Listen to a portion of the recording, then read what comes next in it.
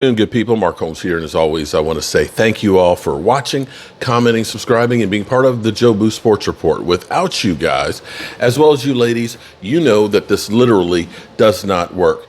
All right, we are 1 week into the Zack Martin situation where Zack Martin was unhappy about his deal. And, well, let's be real here. Zack Martin is woefully underpaid in comparison to others, and Zack Martin has been that guy who has been everything above and beyond what you would hope for in your players. And realizing that he's basically about $7.5 million lower than the highest paid guard in football, who is nowhere near the player that he is, he wants to see some love. He's hearing, of course, things like Terrence Steele maybe signing a $50 million contract.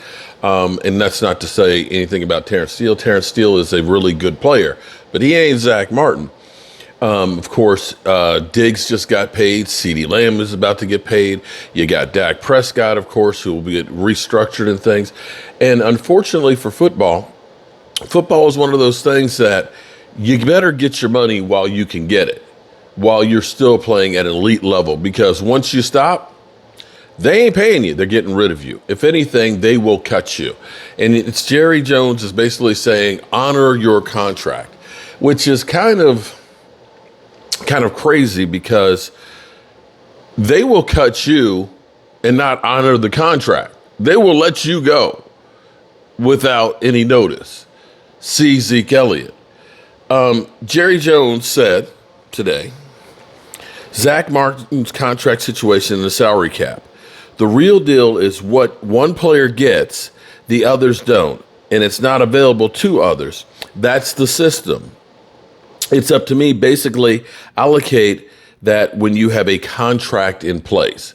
He's basically saying, well, if I pay you, Zack Martin, I can't pay others. Well, here's the problem. When you look at some of the bad contracts that we've had, where we've paid guys who didn't deserve it, and believe me, I think Zack Martin is one of those ones. We paid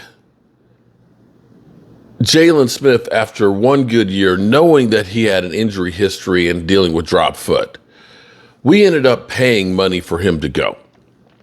You look at Lyle Collins, who we got rid of before last season.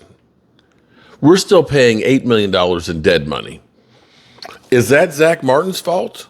That's Jerry Jones's fault. And as most players will say, you know, that's not my problem. You're the guy who manages money. You just owe me what you owe me. I can sit here and do a job over here at the Red Brick House, and somebody comes in to do some work and stuff for me, and I say, well, if I pay you, I can't pay the roofer. Well, that guy's like, that ain't my problem. My problem is, this is what you owe me for the work that I do. How you pay somebody else, well, that's on you. That's got nothing to do with me. And that's the situation that we are right now. And I'm beginning to feel like we're regressing some, that now we are negotiating contracts a little bit more in the public eye, something I thought we had gotten away from. So we'll see where this goes right now. As of the moment, the team should be getting on the field right about another 30 minutes from now. Of course, Zack Martin is not there. This is $350,000 in fines that he's incurred already, and we'll see where this goes. Tomorrow, there is no practice tomorrow. That's the day that I thought that maybe he would be coming in. But in the end, the two sides need to meet somewhere in the middle. Zack Martin deserves more money. And I understand the point of trying to make the best team possible. So we'll see where this goes, and we'll see what happens in practice today. Hopefully, there's going to be nagging little injuries and stuff. Dorrance Armstrong is a little nicked up, as well as, of course, some other guys. Sam Williams with the shoulder and stuff. Nothing major to worry about, but it is that time of year where things happen. So